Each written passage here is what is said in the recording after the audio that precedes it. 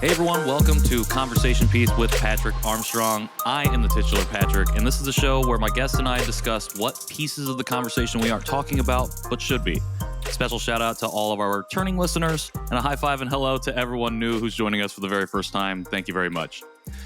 The month of May is Asian Pacific American Heritage Month, or APAHM, and it's meant to celebrate and reflect on the history and peoples that make up our beautiful diaspora. As part of that reflection, this month, I'll be sharing 9 conversations with friends and folks I greatly admire in the community as we discuss those missing pieces of the Asian American conversation. What we know, what we might not know, and what we can do about it. These are the APAHM Conversations. My guest today is the lead career coach and founder of WorkHap, a company that has helped thousands of people get hired and paid in careers that they love. He's also a LinkedIn top voice, and his work has been featured on the Wall Street Journal, Business Insider, and LinkedIn News. With over 1 million followers across social media, it is an honor and my pleasure to welcome Sho Dewan to the podcast. Hey, Sho. Hey, Patrick. Thanks so much for having me, man. Yeah, absolutely. Thank you so much for your time. Again, greatly appreciate it and appreciate you being part of this series. For any listeners who might not know you, I know you gave you just a little bit of an intro, but do you mind telling people a little bit more about yourself? Yeah, and it's cool that we can connect now, Patrick, right? We met a couple of months ago when I was on another podcast and you were helping out with that. So it's cool that I can now be on your show. Absolutely. So a little bit about me. I started career coaching and my company WorkHap in 2019. And when I started, it was just me posting on LinkedIn saying, hey, these are some tips for interviews. These are some tips for resume. These are some success stories I've had with a few clients that I had back then. And now it's been 4 years. We're on a lot of other social media channels, and things have been great, man. I'd say a lot of my background, I use a lot of what I've used from my corporate experience. So that's recruitment, that's HR, that's management consulting, and that's kind of what I use in my day-to-day to coach my clients to getting their ideal careers. Love it. I appreciate you sharing that. And yeah, it's really good to reconnect because when I first connected with you, when you were guesting on Dear Asian Americans, I was just getting into like the short form video and I was just getting out of recruitment almost. I was on my way out of that, even though I'd been in it for a little while. And so it felt like the alignment was there. And ever since then, like you have been one of the biggest inspirations for me in like the consistency of content and putting stuff out and also to bet on myself, like when it comes to approaching brands for deals or whatever it might be as we work to monetize whatever this podcast is currently. So I just wanted to say thank you before we got started because having met you has been a huge inspiration to the work that I've been trying to do. So Dude, thank you. Thank you, man. Dude, thanks for those words. Yeah, excited to do this with you.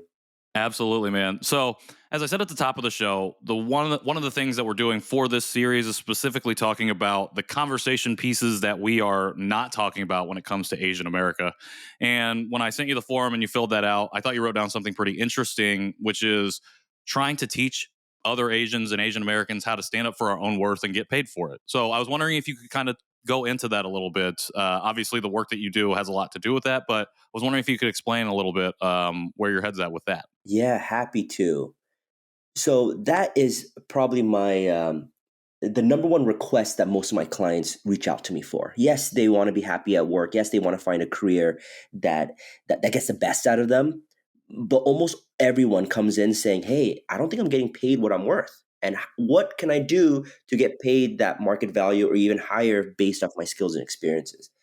A lot of my clients also happen to be Asian. Some of them are Asian Americans. Some of them are originally from and still live in Asia, live in Hong Kong, Singapore, a lot of clients from all over the world. So that's just what I've been seeing throughout my coaching years, even when I was in HR and recruitment, is that a lot of Asian Americans don't necessarily have or were taught the skills to negotiate. Because I think they do know, hey, if I get an offer, I know that I should do something with it. I shouldn't just accept it and say yes and move on. But they don't know the exact process of how to approach it. What should you do with the counter offer? How do you tread delicately with the situation? There's things that we weren't really taught in school. That's everybody, not just Asian Americans, but I think just in general. And school doesn't really teach us, but especially Asian Americans. I think it comes from our parents and maybe their parents and their parents. Sure. Of not trying to ruffle the feathers of the corporate world, of like take what you can get. Hey, stay there, head down, work hard, and then you'll be okay. I think that's kind of ingrained in a lot of us. So that is a lot of the work that I do is seeing where their limiting beliefs are about getting paid and their worth, and giving them the tools to be able to negotiate that higher brand deal, that higher salary, higher sign-on bonus, all those good things. Absolutely. Was that something that you grew up in your household, like understanding and knowing and having conversations about with your parents? Or do you feel like your experience fell in line a little bit more with the typical Asian American, be a doctor, be a lawyer, be a engineer? Ooh, that's a great question. I definitely had some of the latter when I was Okay. growing up, and I don't blame my parents for this. I mean, they wanted the best for me, and what the Right. best was at the time, what they knew was be a doctor, be a lawyer, get your MBA. So all these things are good advice.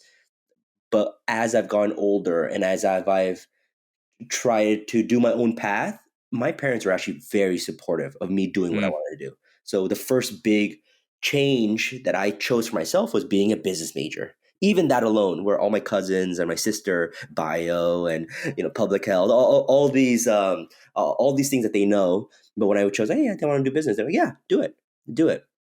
So when I was going to in as a student and as I started my corporate career, I was kind of the first in my family to do all of this, to get mm, an internship, to work a blue collar job, to work a white collar job. Like it was all new. So I didn't really have them to ask questions like, hey, should I negotiate this? What's a typical salary for this kind of position?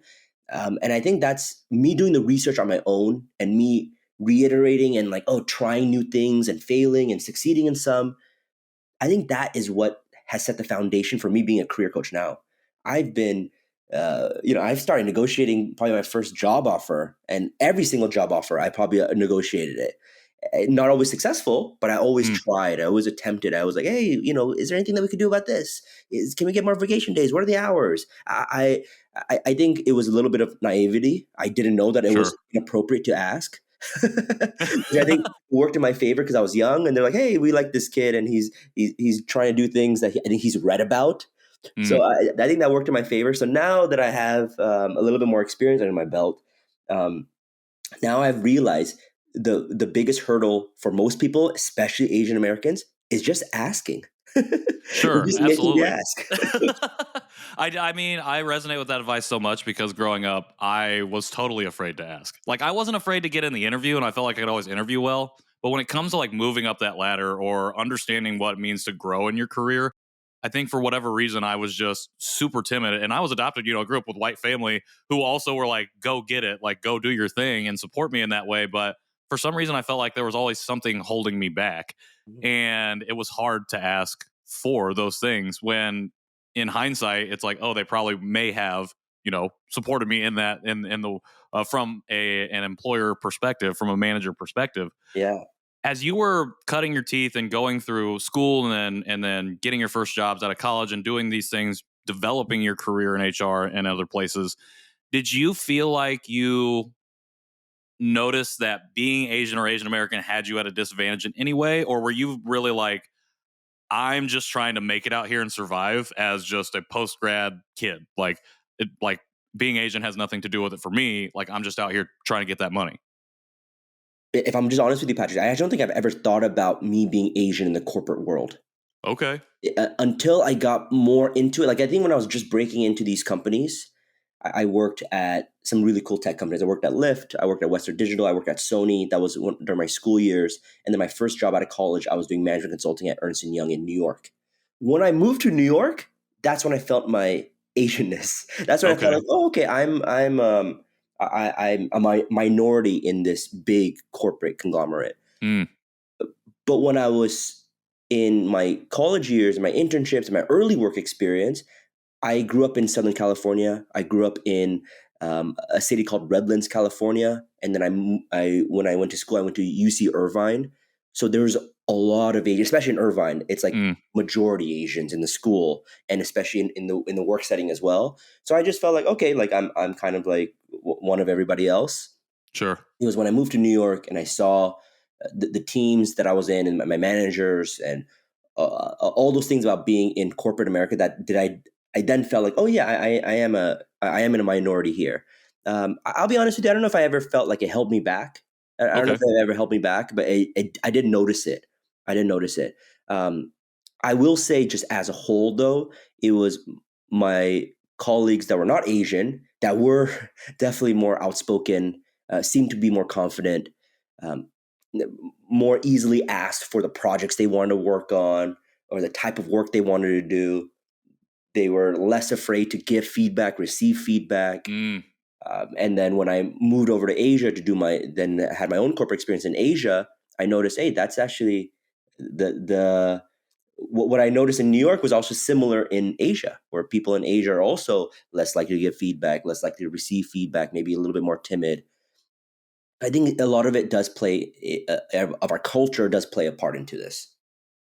That's really interesting. And like I said, I never went to the levels that you have reached, but even in my own experience, like even coming from communities that had maybe not the audacity, but the brashness to not feel like I shouldn't ask for this, but to like really go after and chase it. Like even for whatever reason, like I kind of internalized like maybe that wasn't the route for me. So I think it's interesting, that you were able to not only go in that and notice it, but not have it affect you in the way that it's like, this isn't going to be a hindrance for me. Like this is just something that I see happening in the periphery as I'm moving forward in my direction. And I think what's interesting as well as you've grown in this career and as you've started WorkHap is that, like you said at the top, most of your clientele are Asians or Asian Americans, like folks who are trying to figure this out. And so, as somebody who has kind of figured it out for yourself and then is passing that knowledge on, how do you like? What's one of the things that you share with folks from our diaspora about like standing up for yourself and to go after getting that extra 10K or whatever it might be in the career that they want to do? What do you go like? What's that conversation look like? An earlier question you asked, Patrick, you were asking, hey, how did your parents help you with the salary negotiation aspect, right? How did they help you in your career? So I said at that time, I couldn't go to them because they didn't know some of the nuances of corporate America. Where you said your parents were like, yeah, go get paid, go get the Right. salary, go do that. But you know what my parents did do? They might have not known how to ask, or they might not known how to negotiate and bring in another offer and use it as leverage and all those things me and you, the Sure. recruiters and ex-recruiters that we know the game of.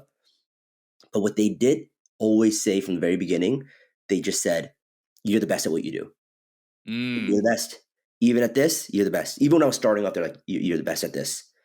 That has always been ingrained in my head, and it's kind of funny now that we're sitting and I'm back here visiting my parents, so it feels a little funny to be reminiscing about this while they're next door. I don't know if they're listening, um, but that's just something that they really ingrained in my head very early on. You're the best at this. Keep going. So that is what I pass down to my clients. Mm. You need to know your own worth first before you can make that ask. So before I even give them the salary negotiation scripts to my clients, before I even give them, hey, maybe you should think about getting another offer, see what offer you can get there, and then go back to company A and say, hey, you have another offer. Is there any way you can expedite the process? All these little things you can do, you can't execute it well enough until you know what you're worth, till you know that your skills and experiences are so unique that they need to pay you to get you. Mm. Because if you don't accept the first offer, they're still going to want you. They've invested all their time and energy into recruiting you. They know the things of the value you can bring them. They're going to go higher in their offer. And if they can't, they're going to let you know up front. They're going to know while you're having that conversation, they're going to like, we really like you. Yeah, we can't do salary, but you know what? We might be able to do sign-on bonus. Mm. You can do sign-on bonus, and we can also maybe have an earlier review period. But it starts with these candidates, our Asian Americans and everyone else, knowing Right. their value, knowing their worth, and being able to ask for certain things. I really love that because I feel like that quality of worth or like that idea of self-worth can be really difficult to grasp sometimes, especially depending on cultural on context or the communities that we grew up in, whatever the case might be. like to really understand that like, oh, I am worth it to go after this is, I think, can be really elusive for a lot of people. Especially for people from our community, from the Asian American and Asian communities. When you're relaying like you are the best at what you do to folks, do you find that there is that barrier, like that cultural barrier of like, well, I'm Asian, so I already am thinking of myself at a lower like standard or quality or worth than what is even the baseline? Is that something that comes up a lot? Dude, there's a big barrier with a lot of clients. I'm Okay. probably the first person as your coach to tell them, hey, you're Mm, really great at what you do.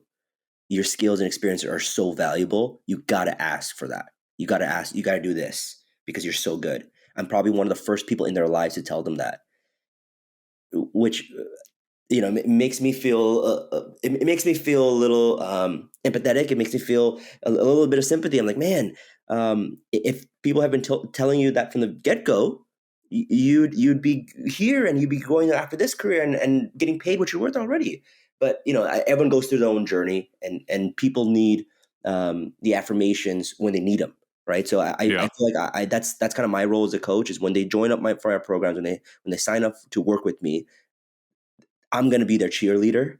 Yeah. And I actually do think maybe sometimes that is even more valuable than me giving them the specific tips on how to do their resume and interviews and negotiations. Sometimes they just need a Sure. cheerleader who knows the game, a cheerleader who has been through it. But it's getting past the limiting beliefs that you have, that you set for yourself, of Mm, saying, I can only get a $50,000 job, and I know other colleagues are getting 70,000, but I don't have the skills for that. It's getting past that limiting belief, or getting past the limiting belief of, but I've been doing accounting for 10 years. I don't know how to be a senior finance manager. I don't know how to pivot into financial modeling, let's just say. It's those limiting beliefs, those voices in their head that tells them you can't do it. It's hard for you. It's easier for everybody else. Those are the ones we got to break first.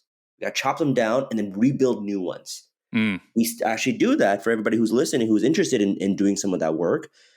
We do that with being aware. What are the limiting beliefs that you're having right now?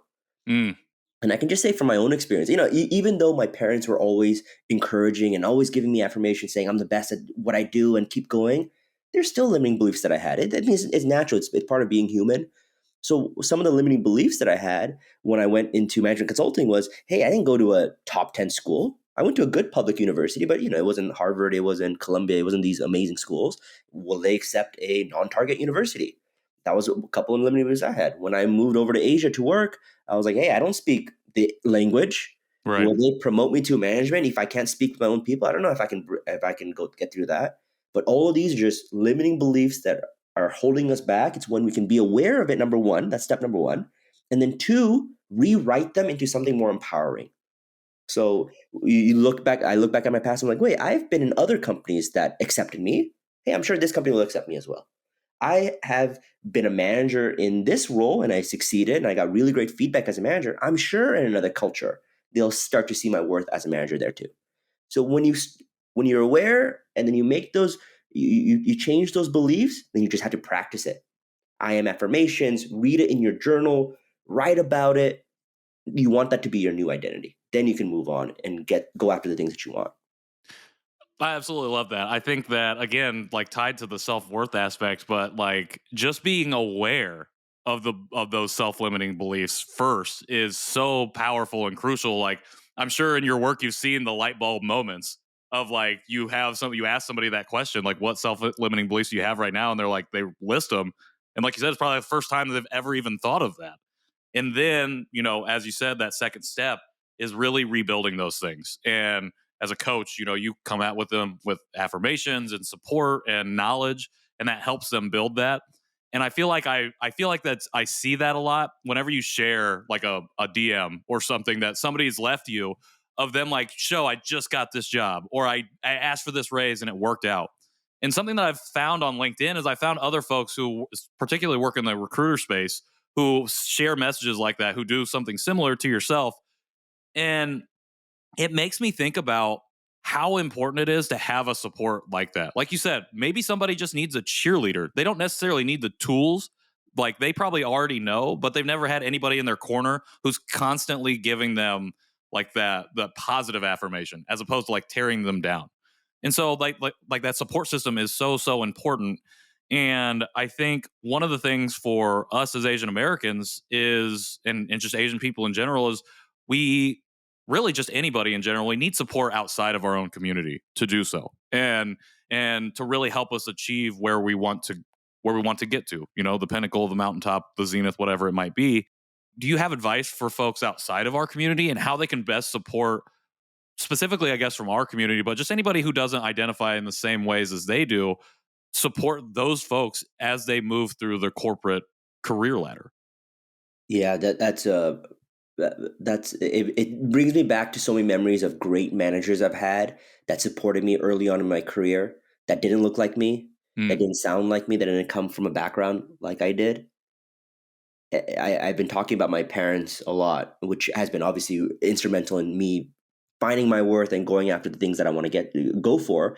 But just being in corporate, I've had some amazing managers that really push me to do things that I might have felt a little uncomfortable for. So mm. one of the probably my favorite manager of all time. Her name was Jennifer Maddox. Jen, if you're listening to this, I miss you. Thank you for everything. She was one of my first managers at EY, and we worked on a really cool project together. And it was a big team. We worked on a project with Simon Sinek. So Simon Sinek is the Start With Why, the Golden Circle guy, huge on YouTube, on TED Talks. He's amazing. During that project, I was one of the only Asians on the team. I think there was Mm, maybe a team of 10 to 15 people. Maybe there were two or three other Asians. And one thing that Jennifer did, Jen, the manager I was talking about, one thing she did, she asked questions. She was like, "What do you guys do for lunch? Hey, is there anything new you want to try?" We were in New York, so it did mm, help that we had a lot of options. But I remember very, very distinctively, we had a we had another colleague from Korea. She was working in Chicago at the time, but she's originally from Korea. She flew into New York for the week to do some training and to do some work with us. And Jen, on one of our dinner nights, said, "Hey, Song, her name's Song. Where do you want to go for dinner? What do you guys usually eat in Korea?" And she's like, "You know what? I haven't had Korean barbecue in a while." So we took Jen. She's this white lady from Denver. Never had Korean food. I mean, I think she's had Korean food maybe before, but it's not an everyday thing for her. right. And we took her to KBBQ. She tried some kimchi. We tried some soju. We had some other Korean side dishes. We flipped the meat, and she tried learning how to cook the meat. Just her being open to it and asking questions and just being so curious and genuinely interested, it just made me respect her so much more. And as my manager, she was my manager. I would go at bat for her anytime. It was even Mm, before that, but after that situation, I was like, man, I would do anything for this lady. If she needs me to work late, I'm gonna work late. If she needs me to pull on something over the weekend, I'm gonna do it because it's Jen. I know she's not doing it I know she's not asking just to ask, but she really needs it. I have her back. So for everybody who's listening and who might not look like Patrick and I, that's okay. That's all right. But I think it's about uh, accepting the other person and really being curious about their culture and encouraging it. Because one thing that Jen could have done would be like, "Oh, yeah, it smells weird," or "I'm not used to it. Now right. let's just go somewhere else but we're all Right. comfortable with." But no, she's like, "Hey, let's do it. Let's try it." So it's that openness that I really respected. That's amazing. It always amazes me to hear stories like that, and thank you again for sharing, because it's like a little bit of empathy goes such a long way. And like that, or those instances, but particularly that one, really set a foundation within you. It's like, I'm going to do anything for this person, but also like you had talked about at the beginning, it's like you meet people with a little bit of empathy, and like working with other people, it helps you see them and see other things that you might not, through the work that you do. And it goes a long way. Again, going back to these reviews and these messages that you get from folks that you work with, like you're changing lives. It's not Mm, just the fact that you're helping them along to get where they want to go, but like you change people's lives at the end of the day.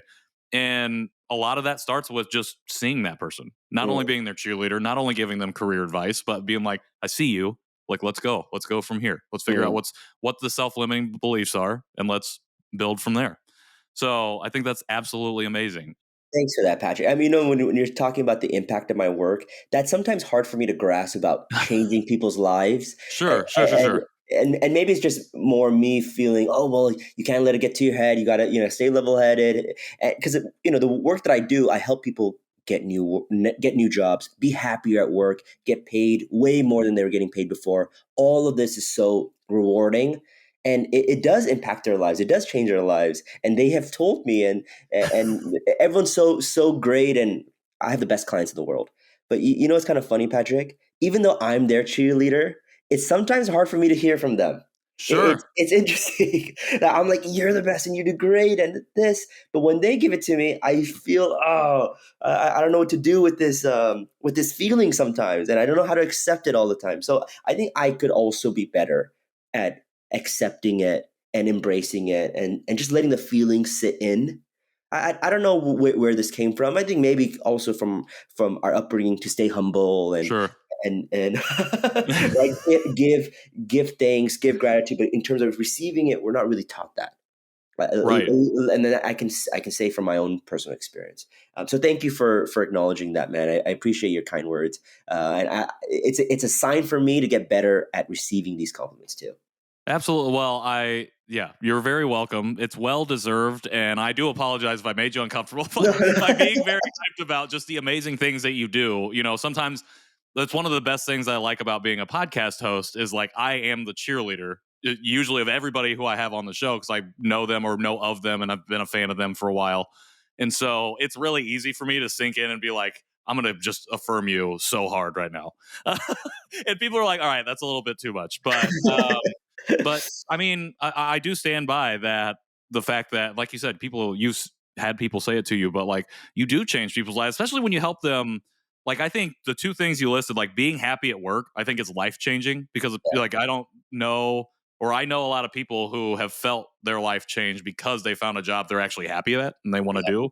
And then two, like not to lean on the money aspect of it, but like that's life change. $10,000 could be life changing, but like 50,000, that's a life changing amount of money, like from a yeah, salary standpoint, or yeah, from a bonus standpoint, or whatever it is. Like and like you've been in this industry for a while, so it's like it almost is like you see these things happen a lot. And in that, I think that can probably play into it too. It's like you see it happen a lot. It's like that's great, and you're on to the next person. But also, sometimes you have to sit in and be like, okay, well, I did just help 30 people like make a collective $800,000 more, yeah, and all of them are happy now. Like they are exuding or showing happiness in their career path with the choice that they made, even if it was hard, even if it was difficult, yep. and that's life changing stuff. So It's the best job in the world, man. It's the best job in the world. I love what I do. I absolutely love what you do as well, and I appreciate you sharing about your manager, which is a great segue into as we get ready to wrap up here. Who are you learning from right now? Who's inspiring you in the community? Who are people that, or one person that you're looking up to and learning a lot from at the moment? Dude, I don't mean to say this just because I'm on your podcast. Meeting you, you are one of the first people I've met from your situation. Mm, You're adopted, and you learn later in your life about your heritage, and you're going all in about learning all you can. Dude, I love the stuff that you're doing, man. I found you through Jerry, right? Through Jerry yep, Wan, who's an awesome proponent of all the things that we do. yep, So big shout out to him being the ultimate connector he is. But we met absolutely. through chance, right? But if it wasn't for him, I wouldn't have known your story. I wouldn't have known, if I'm just being honest, people like you who have been in your shoes.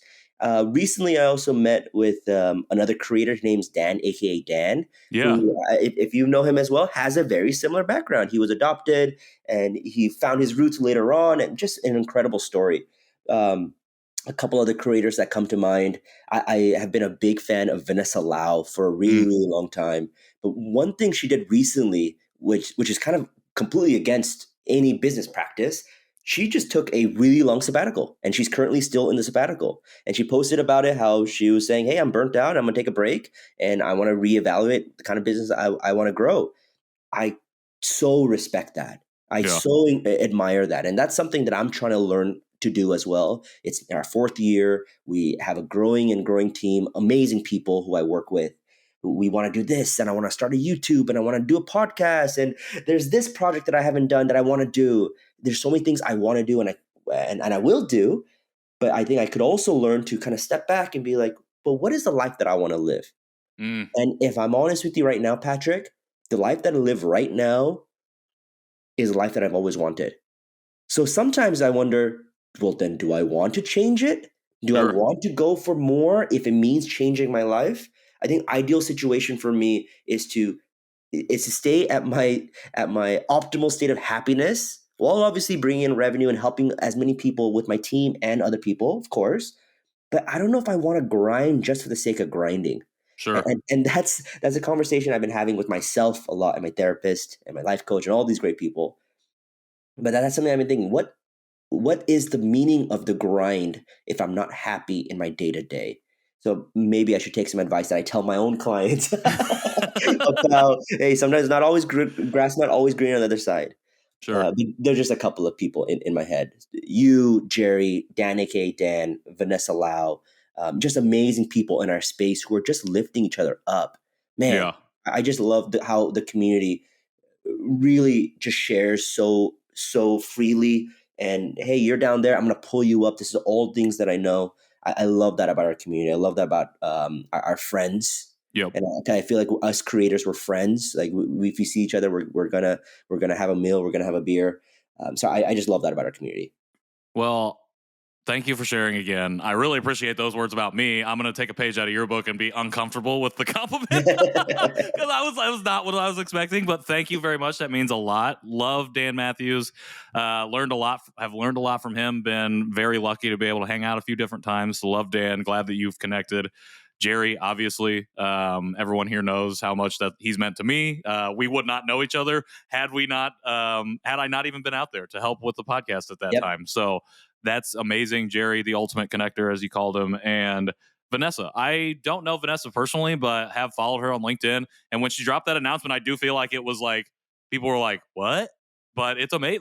But because it's not something, it's so out of the norm, so completely opposite of what we would expect someone in that position to do, that it's like, it's one of the best things that could possibly happen, because it shows there's another avenue that you can take. And it's got you thinking about stuff like that. So absolutely amazing. Thank you for not only sharing those folks, but for sharing those words about myself. Again, very humbling, very honoring to hear that from you. Last question before we close it out. How do we best support you? Thanks, man. Thank you. I would say, just if I can help you, that's supporting me, right? But I post daily career videos on Instagram and TikTok at WorkCap. But you know what? There is something that the listeners can really do. I have just launched a YouTube where we're now doing full-length videos. We're dropping our first video this week. Depending on when the podcast is out, maybe there'll be a couple of episodes or a couple of videos on the YouTube. But you can follow my YouTube at WorkCap and just give some comments, subscribe, do all those fun things. That'd mean the world to me. Congratulations. That's really exciting. I know that I feel like I've seen you've been doing a little bit more of the long form. So that's really exciting to have that launch soon. Yeah. Thank you, man. People are listening to this. I believe it'll be in the second week of May. So hopefully you have a few videos out. Yep. But yes, we will definitely do that. Sho, thank you again so much for not only sharing parts of your story and parts of your career journey with us and the work that you do, but for just giving me the time to sit down and be part of this series of the APAHM Conversations. It really means a lot to me. Thank you. Thank you, brother. Yeah, absolutely. Absolutely, man. For everybody out there listening, you can find links to everything that Sho is working on, including the YouTube stuff, down here in the show notes. You can also find me or us at Conversation Podpiece on Instagram. And if you do feel inclined, you can leave us a rating or review on any of the podcasting sites. That would be greatly appreciated, and we very much thank you for that. And if you're interested in supporting the show in the future, feel free to hop in my DMs or visit my website, patrickintheworld.me. Until next time, I am Patrick Armstrong, and this has been Conversation Piece. Thank you, Sho. Thank you, my friend.